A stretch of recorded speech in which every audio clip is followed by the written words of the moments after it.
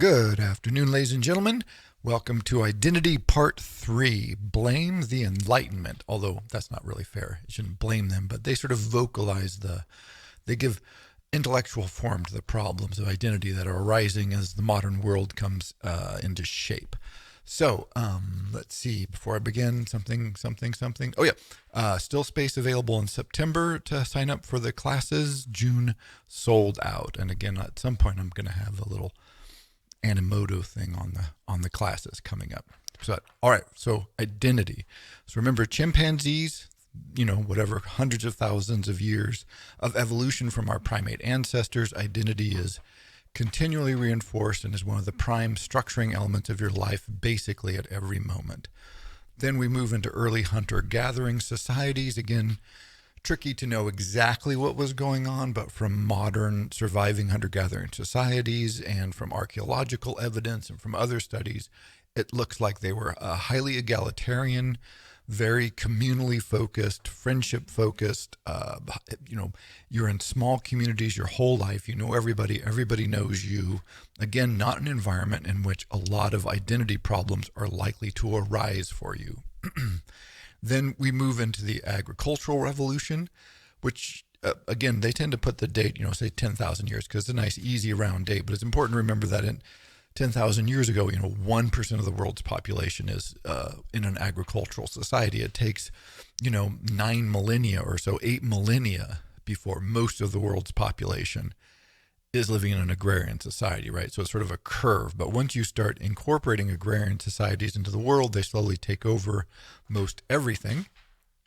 And those communities are very different from the hunter-gatherer societies. And a lot of people say, it was worse for most people to make that transition from hunter-gatherer to agriculture, which may be true, depending on, there's a lot element of truth to that. There's a lot of truth to that, actually. But, it kind of depends on what you're looking at and what you're measuring and so forth. But one thing that didn't change is this identity question. It's slightly more vexed because you're dealing with more people. You have strangers more often, but mostly, and this is all the other early legal codes from all over the world that you see, our societies are highly stratified and identity is enforced by law under threat of death. So again, the early Hammurabi's code has all this, if you're a slave, if you're a freeman, if you're a nobleman, if you're a priest, right? So where you fit in society was enforced by criminal codes, basically at the sword point, and you needed to follow the rules of your status, or you're going to be in trouble. Further, most everybody, 70, 80, 90% of the population, depending on where you are, were a version of a slave. So when you're a slave, identity is thrust upon you. It is not something that you get a lot of choice on. But even the aristocracy, you think, okay, those people have it made. Certainly better to be an aristocrat than a slave. However, their identity is also crucial. It's not like they got to explore a lot of I don't want to be an aristocrat anymore. Maybe. This is interesting. You get this in Buddhism later on, which we will talk about a little bit. But mostly, your entire identity from birth is imposed by your family and society. So again, upper class, lower class, it doesn't matter. Identity is basically enforced. So not something you have a problem with per se, because you don't have a choice in it. And then at some point, and now I'm going to take the Western line, a little later I'll look at the Chinese Indian line and, talk about, and the Islamic lines, talk about how those are different. But it's roughly, you get the same elements mixed in a different way. But for now, I want to talk about the Western line and its evolution to where we are today. And then we'll go back and sort of look at some parallel developments and other streams of civilization. But in the West, it's like, when do identity questions really come to the fore? And of course, it's a slow evolution. It's a sort of a mass issue. At some point, enough people have enough freedom and enough resources and enough opportunity that the problems of identity come to the fore. I basically say this is the Enlightenment, hence blame the Enlightenment. But of course, they're responding to the environment around them, thinking about them, and coming up with answers that often create more problems than solutions. So one way to think about this, I want to just think of examples. If you go back and you look at somebody like the Medicis, right, very famous family, They started out in Republican Florence, and Republican is sort of a stretch of the imagination. Think oligarchic Florence. And they were one of the key families. They were merchant princes. They were merchants, traders, lenders, and basically sort of investment bankery type people, sort of early version of this. And so what do you do when you start making money? You start making good. You start amassing power. Well, they did what any smart person would do at the time. They went for principalities and they went for the popes. Become cardinals, become popes, become princes. This is the route to power. And they did this. They pulled this off over generations. It became several Medici popes, lots of cardinals, lots of princes. So they wanted a noblement and they wanted to be in the priesthood because that was where more power and more money was to be found and was to be exercised. So again, when given an opportunity, they tried to establish themselves in the existing hierarchy in the positions that were better. Again, the kings, the princes, the counts. You try to become a higher ranking aristocrat, and or a pope, and or a cardinal, and or so. Again, identity here is not significant as an issue because they're just trying to reinforce the existing social hierarchy. They're just trying to move slowly up. And they achieved that. They actually did an astonishingly good job of that. You poison a few people, stab a few people, bribe a few people, and before you know it, you can be a pope too. So that program, but what it suggests is it was not, they knew what they wanted, they knew the identity they needed, and they knew how to get there. So it's not really a big threat to the system. In fact, if anything, they reinforced the existing system because they bought all of the identity issues and the social stratification that went along with it as given, and then they just tried to operate very efficiently within that. Where you start seeing the first kinds of large-scale breakage is when you get something like the Dutch traders. So this is just a little later than the Medicis, but when you start getting the Dutch golden age there, what's happening is these traders are now operating in a world that they don't try to convert their money necessarily into being kings or princes, and certainly not popes, because, Reformation, all these issues. And this creates a new issue. And it's hard for us, again, to get our minds around this. But if let's just say you're an aristocrat and it's, 16th century and you're in Holland and you have big land holdings and you go to one of the main port cities and here you encounter, a nice upper middle class trading family. And they are making from one ship returning from the Spice Islands 50 times what all of your land holdings might return in a year or 2 years or 10 years. And so while you still have nobility, if you're a French noble touring and visiting or whatever, the hierarchy is still there. But all of a sudden, these questions start to abound. Like, now hold on a second. Who has more power? Who's more important? And, we're not going to let them, wear the clothes of the aristocrats because they could certainly afford it.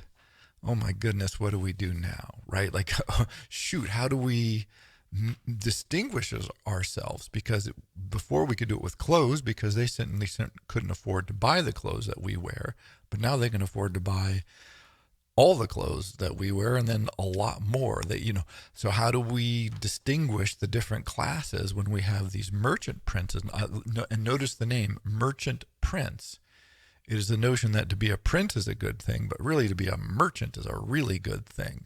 And that is a slight destabilization because also there's a lot more opportunities to be a trader, to own ships, to invest in the markets, to create early versions of the factories than there are to own land, because the land in Europe had been divided up by the 17th century for 1,000 years, 500 years. I mean, it's for centuries, most of the good land was already owned by particular families and by the church. And so if you wanted some land, if you wanted to go big, you either had to marry into one of these families, which is, say, be an aristocrat, or you had to kill some of them and take it from them. I mean, there really wasn't a lot of opportunity in that way.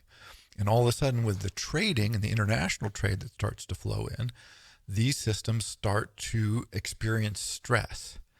And so lots of money, lots of art, lots of opportunity, lots of education starts to pick up in these trading capitals all over Europe. The golden age of Holland is just is remarkable because it was so dense, such a small place.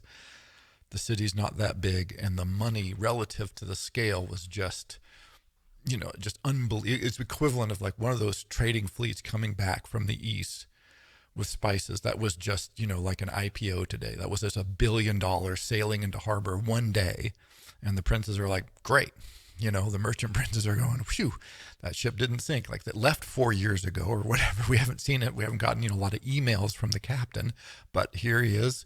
The boats are coming back in. They're filled with cargo. And we're going to be just even more fabulously rich than we were yesterday, right? So it's just boom time. And of course, you get all the art is going on here. Lots of self-portraits are being made. And so, what does that mean? And think about this too, that the traders were doing things like making self-portraits. Now, kings had done this before. And this was, you would... this Holbein in the English course, right? This, you would put your big, beautiful painting of yourself up, and big being the key operative word often, that said, look, I'm rich, I'm powerful, I employ these people, look at me. Well, now these merchants are like, hey, we can do that. We can hire some Rembrandts, we've got painters over here. And then it's like, well, if they can do self-portraits. And this, by the way, this trickles all the way down to today. This is where the whole, portrait picture taking of people, of taking, family pictures and all this. It goes back to the nobility who used to be able to be the only ones who could afford to do these iconic paintings that said, here we are rich, we are powerful, we are the Sforzas, or we are, the Henry VIII, or we, whomever we are, boom, we are people. And then slowly, as this becomes more democratized today, they do it in school every year for all the kids because, hey, we can do that now. But it's an old holdover from this. That used to set status, but again, it doesn't hold that much status now that all the wealthy princes are doing this. And then you get what I think is maybe the first huge crack in this, and this is the Reformation. Now, what the Reformation does, besides stir everybody up and create all kinds of religious controversy and Martin Luther and all of this, it creates this question of which religion do you believe? Are you a Protestant or are you a Catholic? And then once you have the Protestant churches, all of a sudden it becomes this question of, well, which of the many and endlessly proliferating Protestant sects do you belong to? Right? Are you a Calvinist? Are you a Lutheran? Or are you just, they're virtually untrackable in their multitude. So for I don't know, whatever count you want to say, for 1,000 years or 800 years up to the Reformation, the church had presented a unified front. Now, they didn't agree about anything. They argued about everything within the context of being Catholic. Oh, this is the right way to be Catholic. Oh, this is the right way to be Catholic. That should be allowed. Those people aren't Catholic. Those people are heretics. Okay, great. That's all arguing about the best way to be Catholic, which is fine. Totally different thing to say, or maybe I belong to a different religion. Maybe your religion is wrong and this religion is right. And one of the things the Reformation did is opened up a lot of intellectual, emotional sort of crisis for people trying to decide, right? I mean, these people believed, not all of them, but the vast majority of them believed. I mean, they believed in the church. And so all of a sudden they're being asked to question their belief in the church and choose. And I don't think it's fundamentally appreciated enough, because this is sort of the world we live in. Hey, choose any religion you want. If you don't like this one, go get another one. If you don't want any, you don't have to have any. But this is that dawning of this huge transformation of what it means to be in the world, how you form an identity. Because when you choose God, that's very different from the God just being there. So if you are in ancient Babylon or in most other Sumeria, you had your you had your God, the God of the government. Now you might have your local hearth gods and all this. They're very much looser about the sort of proliferation of small deities and all that. But basically, you were in an existing structure and you followed the rules, or they would just kill you for heresy. This was not confusing in any way. This goes on Socrates, right? This is what happens with Socrates, is he gets accused of offending the gods of Athens, and that can't be tolerated. So, the gods were just there. You lived with them. You might decide you want to worship this one or that one. Their local hearth deities, usually families had different ones. This is hugely variable, but that's the idea. All of a sudden, in the Reformation, for, hundreds of thousands, millions of people in Europe, the question arises, well, are you a Catholic or a Protestant? Now, mostly this was solved by the princes or the local rulers. So it was the princes all over Protestant Europe were allowed to choose if they wanted to remain Catholic. And if they stayed Catholic, then the people who lived in their control area were supposed to stay Catholic too. But this didn't work very well. It turns out that just created as many problems as it solved. And so some cities would be allowed to stay, you can stay Protestant even though the principality is officially Catholic, and half the farmers in this region are going to be Calvinist anyway, so we'll just turn a blind eye. But it did create this fundamental question. Well, if I'm a Catholic and I'm in a city that has decided it's going to be Protestant, do I change my faith? Do I pretend to be a Protestant and go along? Do I move? Many people moved. Do I become a secret Catholic, right? This happened all over Holland, where they had these secret, churches where you could go and have mass performed for you, in these, secret stairwells and all of this, because, it was really a core issue. But for the first time, for most people, it forced them to ponder at least a little bit, well, what religion am I? And this is a titanic shift in building an identity. Choosing a god is no small thing, essentially. And the biographies, letters, history books are filled with, generally with all the important people, quote unquote, who are just struggling mightily, losing sleep, fasting, going on pilgrimages, just going and staying in monasteries, weeping, tearing their hair out, having visions, just trying to figure out what the hell do you do when you're suddenly thrust in this position of having to select God. I mean, it's this massive responsibility, and it sort of transforms everything. And that, I think, is iconic of what is to come, of all of the choices that are about to descend on people. And again, it's easier for us to forget how circumscribed most people's lives were. So I was trying to think of another example of this, and I thought, well, if you look at the line of someone like of the composers, just because I love music, and so you go Bach and Mozart, Handel, Beethoven, Chopin, Liszt, Haydn, right? These sort of generational rollout of composers. Bach, just start with Bach, the ever so famous Bach. For most of his life, his travels were circumscribed because he was working for either religious authorities or either city or, authorities that just wouldn't let him leave. He had work to do. And so he was always trying to get better jobs, but basically he was generally not allowed to just up and travel.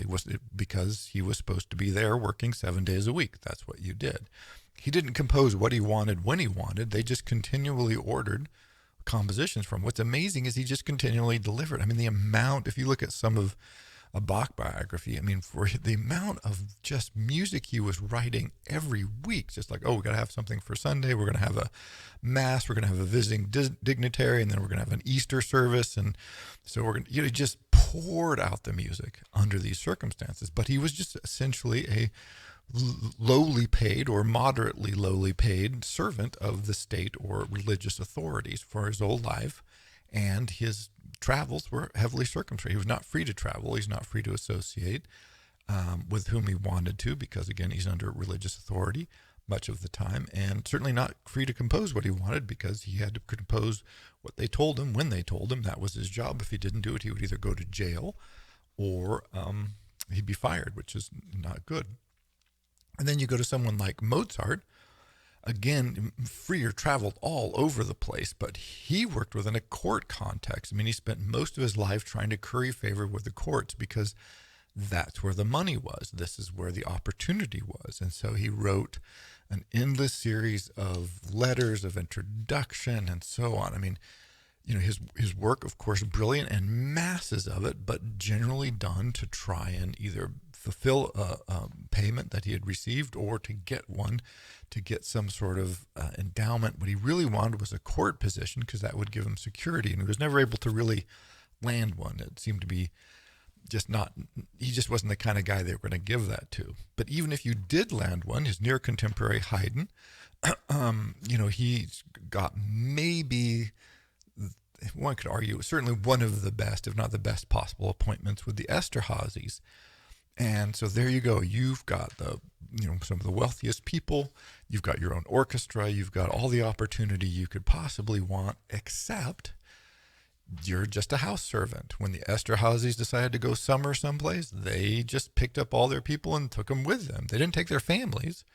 And so Haydn and all the orchestra musicians and whomever else is in the retinue of the Esterházys, they just have to leave home, and they just sit around waiting to be told to play music. And so Haydn is composing furiously, and training the orchestra up and getting performances ready. But he's owned and operated by the Esterházys. He can't say, hey, I'm going to take a month off and go back to visit my wife. In fact, there's a famous symphony that he wrote, or I think it was a symphony. Anyway, a longer piece because all of the court orchestra was upset that they had been away from home for so long and they couldn't visit their families. So at the end of the symphony, the members of the orchestra's parts die one by one. And when they finished, they would put their music down and snuff the candles they were using to read the music and walk out one by one. And it was sort of Haydn's subtle way of saying, hey, maybe it's time to leave, right? The orchestra is getting restless. My job is getting hard. And so later in his life, of course, he did become independent of them. And then you can go all the way to someone like Chopin and Liszt, again, generations later, where they are breaking this sort of format where Liszt became famous playing for public audiences. He played, well over 1,000 large-scale venues. But even as late as Liszt is, you're still looking at someone who would then settle down with some countess and go off to an estate and live there for a couple of years and compose and not have to worry about that. And Chopin played almost exclusively very small venues, and mostly he just played in drawing rooms for the upper middle class and the nobility. And so, but if you look at their lives, what you see is even these famous people who, by all accounts, were highly educated, relatively speaking, very well paid, had positions of privilege, again, relative to the general population, because most people 70% of the population is still just serfs out there in the mud. So they're doing really well. Even all that education, all this brilliance. I mean, look at that list of human genius and potential. They spent most of their time as servants or currying favor with the nobility because that was just what you had to do. There weren't a lot of other opportunities. And until you get to someone like Liszt, who just really broke through and became his own man, or Beethoven, just because he was so irascible, he was able to pull that off. Again, life's still highly circumscribed. So read these biographies and autobiographies of people's painters at this time, and this is what you'll see. And then comes the Enlightenment. Again, blame the Enlightenment. And what you see here, just read a very nice book on the history of the English Enlightenment called The World Made New. And it's a very, very, very good history, by the way, if someone's interested in it. It emphasizes particularly sort of the scientific end as opposed to the literary end. He criticizes Peter Gay's 3-volume biography of the Enlightenment for emphasizing the literary side, which makes England look less important. But, sort of those turf wars aside, because I think that Peter Gay's volumes are really excellent as well. In fact, I love those. But this one is quite good. Again, The World Made New. He says that if you want to know what the Enlightenment is, I think it's the 2nd or 3rd chapter, it can be boiled down to one word, and that is emancipation. Right? What these people were trying to do was liberate themselves. And what are they trying to liberate themselves from? First and foremost, the rule of the kings and the rule of the church. Again, this is the Reformation is part of this, the rise of education and reason, but I want to liberate myself so I have freedom of conscience. I have freedom to believe what I want to believe and think what I want to believe. By extension, then you get the freedom of the press, which is to say, having thought it, now I want to be able to write it down. I want to have freedom from the interference of the government in my work and my thinking. I don't want censorship. Again, that's freedom of the press. The king may not like what I think, and so they're going to try to censor that. I want freedom to worship as I see fit. And of course, a huge argument, particularly in England, where you've had a whole series of vicious civil wars and political intrigues all about the question of Catholicism. Ireland, hello, William of Orange, all of these sorts of problems have been rolling around there for quite some time. And so this is a very vexed notion in England. But emancipation from the traditional beliefs, emancipation from the oversight of the king, emancipation from the rule of church authorities, who still had extraordinary power over the people's everyday lives. And we inherit this. We inherit this and we go, wow, how great is this? The Declaration of Independence is a document written by the Enlightenment. I mean, it is simply one of the great summations of these ideals. We hold these truths to be self-evident. All men are created equal. Life, liberty, pursuit of happiness, these sorts of things. This is just enlightenment, enlightenment, enlightenment. Great, we know this stuff. Yay, enlightenment. The downside, the problem side. Here's where, every up is a down. Every, sort of that oppositional nature. Each one of these liberations creates a fundamental problem. As I mentioned, if I have freedom of conscience and I can say, worship as I so see fit, well, how do I decide? I think this is a big, important decision. How do I decide which God to worship? How do I know I've made the right decision? Do I appeal to my community? Of course, everybody knows the problem there, right? This is not a confusing. They're clear on this.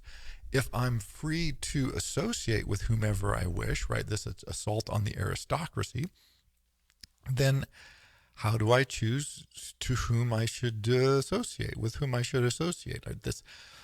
Every time you create one of these liberties, you create a corresponding fundamental problem for figuring out who you are, how you're supposed to behave in the world. And so I think the freedom from the church is much clearer, but the freedom from the king is basically a freedom from the hierarchy of the social order. Because with no king, you can undo the aristocracy, you can get rid of arbitrary rule of law. They didn't want no government. They weren't, a few were, by the way, of course, the Enlightenment thinkers were all over the map, but primarily what they were focused on is egalitarianism. Right, saying, okay, we want rule by the people for the people. Everybody, equality, fraternity, right? That liberty, equality, fraternity, right? The fraternal band of people ruling together with equality, the flattening of that. Great, so if we flatten that, we create a democracy, rule of the people. Well, are all the people equal? How do I know who I am? If everybody's equal and we're all the same, how do I function as an individual? Where do I fit? How should I dress? How should I act? Who should I model my behavior on? Not surprisingly, one of the big boom industries of this period is, of course, questions about manners and questions about style. The Tatler, right, the famous magazines and broadsides that are coming out are really, how should I behave? What is the best way to cultivate myself? How should I present myself as an individual? So it's all these questions we take for granted, but you have to remember that before, if you were the noble person, you knew who you were by definition. It was a legal thing. It was like knowing you were a citizen of the United States, right? It was a legal position of existence. So you didn't have to worry about it. If you traveled, everywhere you went, people would know who you were, because heraldry, those big symbols, Yeah, right. I mean, there's a big symbol on the side of your carriage that says who you are. Everybody knows who you are. Even if they don't know you, they know who you are. If nothing else, they know you're an important person. You're a noble person. Watch out for them. If you were a peasant, you could not travel. And that was, legally prescribed. You couldn't move around. So everybody knew who you were then, again, because you never went any place where people didn't know you. You were chattel, which leaves the sort of people between those poles. And when that group became sufficiently large, sufficiently wealthy, and sufficiently sort of organized, in the loosest sense of the word organized, if I can say that they had power, well, then all of the questions of identity arise. And remember, from the first lecture, this is not optional for human beings. We need to know who we are and how we fit in with the people that surround us. And every single freedom, which is that the Enlightenment pursued, which has been achieved to varying degrees, creates with it a corresponding set of problems about how do I know who I am? Who should I associate with? What kind of feedback should I be looking for? When do I know, or how do I know I'm living my life correctly? What does it mean to be an individual? Where does a sense of identity come from? And ipso facto, it should come as no surprise that the Enlightenment thinkers wrote book after book, article after article, exploring precisely this question. Hume, Locke, they just Voltaire wrote about this. Everybody is writing about these questions because they arise immediately when you start creating these sorts of liberties that we now take more or less for granted. But I just want to emphasize that the problem arises with the liberty. And so you immediately start saying, well, how do I know who I am? How do I know who I'm better than? Let's, boil it down to how they ask the question. So not surprisingly, and perfectly related to this, is the Enlightenment is one of the foundations of our modern conception of racism. Because once they got rid of those others, or didn't get rid of them, of course, once they started to undermine and weaken those other social hierarchies, then they started asking, well, then how do I know who I'm better than? And how do I know who's better than me? And then how do we rank these things? And what the hell's going on here? And one of the things they came up with was, race. It must be by race. So the French race is superior to, for instance, the German race. That was just perfectly obvious to the French. Of course, the whole notion that France at that time or any time was a race is totally and completely absurd, as all theories about race are. But this was one of the big ones, right? And the notion that, slavery, slavery. No, notice we're at the emancipation of man now, so we're trying to free everybody. But then you're like, are those Muslims? Are those guys? Are they, those people over there? Are they really equal? How about women? What about women? So all of a sudden, here comes the Enlightenment female thinkers who are starting to say, hey, we think women can think. So you're freeing the women up to have these opportunities to think. And one of the things they think is that they're equal. Equality. And so other people are like all of a sudden very powerfully saying, no, wait a second. No, when we said equality, we didn't mean that much equality. Right. And so then you're like, well, what do you base it on? How do you base the ranking of humans if it's not an aristocracy, which we know is bad? Get rid of that. Well, then, of course, they said it was reason, right? Man has to have reason, one of the arguments many Enlightenment thinkers pursued. And they said, well, clearly women just do not have the capacity to reason to the level that men have, and therefore they are simply inferior. This is a very common line of argumentation during this period. Of course, just ridiculous, but nonetheless, notice the impulse here. Well, we've gotten rid of these hierarchical systems that allowed us to know who we were because we did not like them, but now we don't have a system that allows us to know who we are, which we also do not like, so now we need to impose a new system, and we just don't know what to do, and so we're coming up with things like, the Islamic world is inferior. African slaves can't think. Well, Africans can't think generally. Women are third rate. The Greeks were white, which is one of my favorite notions. All of a sudden, the Greeks got promoted to being white, or at least the ancient Greeks got promoted to being white. No one cared about the contemporary Greeks. So, all of these racial theories and hierarchy issues really come racing right to the fore. right? Just like here they are. Why are they here now? Because identity questions are here now. Women start saying they want equality. Well, we'll have women's schools and men's schools, and we get co-ed schools. All these problems ensue. And so right at the birth of these big outbreaks of independence, of emancipation, liberty, freedom, yay! What do you get? You get the exact equal amount of cry about, well, who the hell are we then? And what are we doing? How do we know what's right? How should we dress? Who gets to dress what way? How about freedom of travel? That was a new one. People are starting to move around at a really surprising clip. And this threw everybody off because it just hadn't been the case before.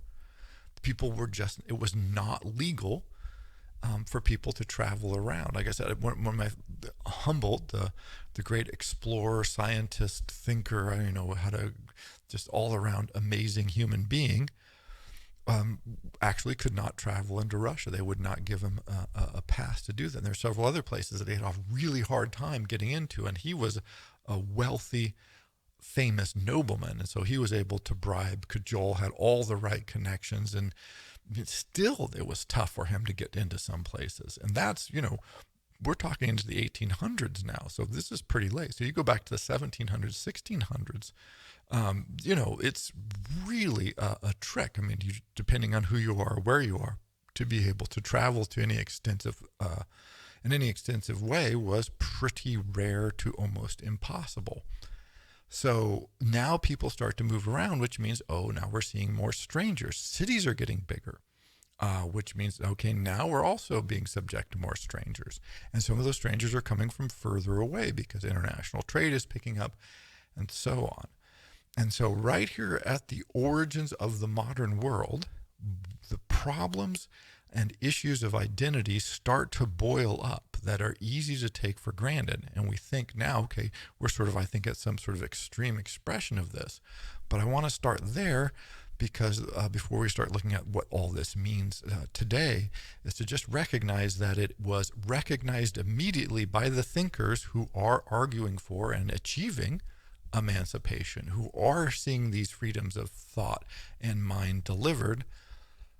Simultaneously, they're having to stop and go, but now wait a second. How do I know who I am? How do I know what's the right way to act? With whom should I associate myself? How do I know who are good people and bad people if these old systems are starting to break down? In fact, I'm breaking them down, right? It's not that they are breaking down, it's that I'm throwing rocks at it. Now it's broken down. And I'm like, ooh, now what do I do, right?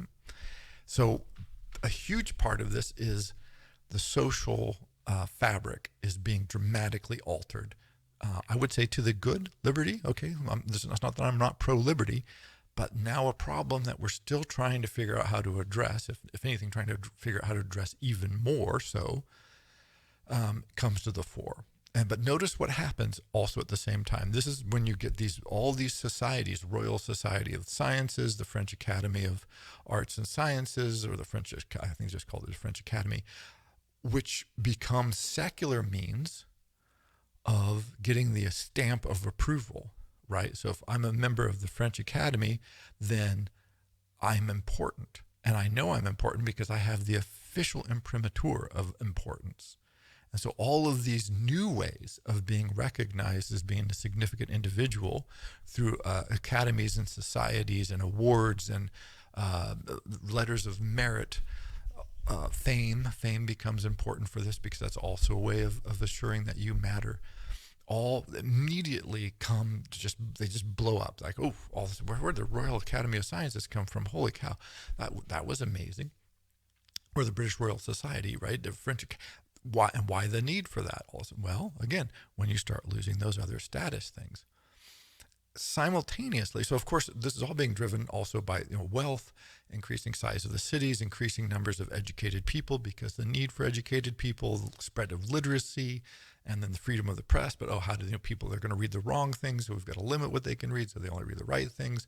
All that comes to the fore. But a couple other intellectual revolutions have happened, and this also trickles down.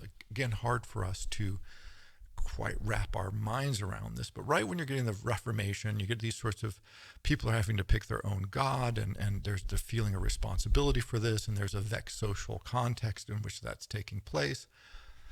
You get a couple of other revolutions, and one or two that I'd like to just mention briefly because I think we lose track of how destabilizing this was for people. One is the notion of the Copernican revolution, that basically for a long time, everybody just figured, for a couple of thousand years, that the earth was the center of the universe. And so everything revolved around us. And so God on earth is the center of everything. And we're right there with God. And so it's all us all the time. We're right in the middle. And the Copernican revolution was a real thing to recognize that, hey, wait a second. It doesn't all revolve around us. Quite literally, it doesn't all revolve around the earth. It's a, sort of play on words, but it's the decentering.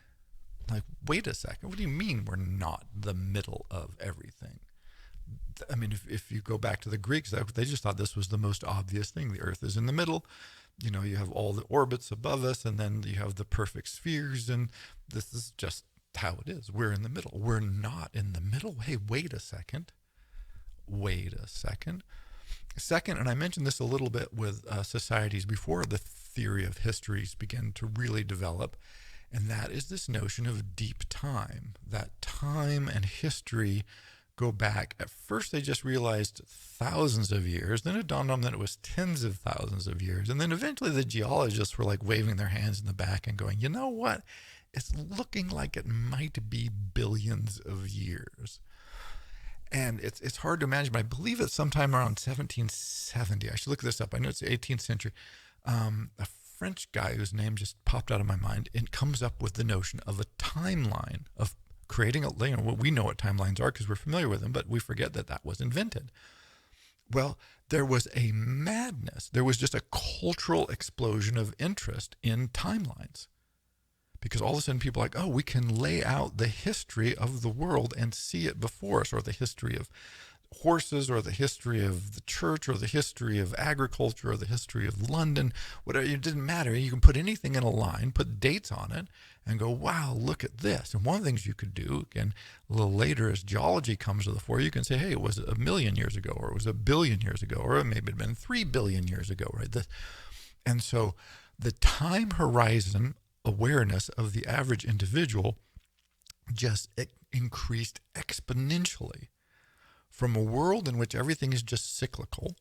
There is no real sense of the past. It was in present, futures. They did not have our sense of time. Everything you write, you look at what they were doing. In fact, it's a lot difficult to date a lot of things accurately from historical records. Because they were just so loose on time a lot. Chinese much better, by the way. Chinese vastly superior on this. But in Western civilization, in particular Islamic civilization, it's just, often just makes no sense to us. Made perfect sense to them, makes no sense to us. But ancient world in particular, again, so cyclical. Just no sense of time having this depth.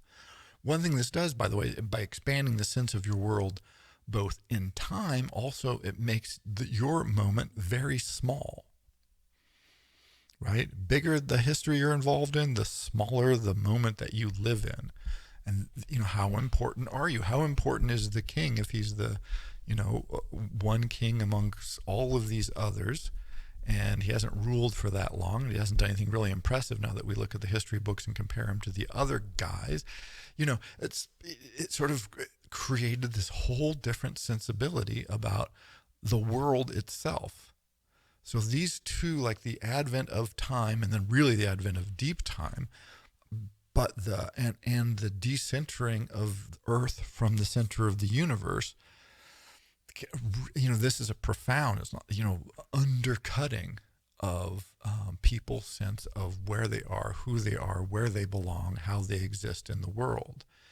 And, that is profound. It's hard to put your finger on, but all the evidence is that this is really, people start trying to find a way to answer these questions. So blame the Enlightenment, because as they create all these theories of freedom, emancipation, liberty, the rule of reason, putting man-centric, all the great things that we take from the Enlightenment, simultaneously they're raising all these questions about, well, how do we know who we are? Do people have an identity? Is there such a thing as race? How do we rank human civilizations? How do we know who's really doing the right thing? How do we create a moral order? What's the basis of a good society? All of the Enlightenment writing basically is these almost two sides of it. Like, here's all this freedom, and then holy shit, what do we do with all this freedom, and how do we reconceptualize ourselves within this context? They give a lot of answers. None of them actually work out that well, but having raised the problem, they did try to address it. And so now we move on from that world. We are living in that world. And next, I want to start looking at specific aspects of the liberties that we have inherited and the problems associated with them, and how they've been exacerbated in our own, the technology of the last 50 to 100 years has simply taken all the difficulties that were raised by the emancipations of the Enlightenment and multiplied them by an unbelievable factor. And as I mentioned in the first lecture, it's extraordinary how well we're doing given how many problems we've been presented with that we don't seem to have any good way to answer. So that's, I want to repeat that because it's, boy, when we get there, it is troubling. So first, whatever millennia, first, million years evolving as primates, group identity constantly reinforced every single day. We have a very circumscribed sense of space. We know where we belong because it's our area, and we know who belongs in there, and that can shift a little bit. We can move around a little bit, but it's pretty stable for pretty much all of our lives. Hunter-gathering societies, a little larger sense of area, but not that big. We still know everybody. We're still constantly being reinforced for our positions, our contributions to the culture, and there's a lot of sort of monitoring of that always goes on in hunter-gathering societies. Agrarian society, now your identity is enforced at the, spear tip or tip of a sword. Most people are slaves, so you don't really, again, problem of identity not there. And the people who aren't slaves are very circumscribed. If you're a priest, you have to do priestly things. If you don't, you're not a priest, and that's bad.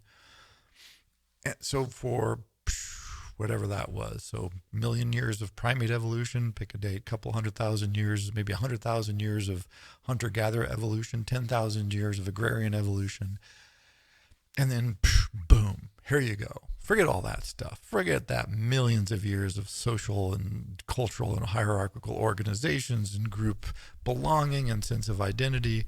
Screw that. We want emancipation. Yay! Or damn, we'll see. It's a little of both, actually. It's a little of both.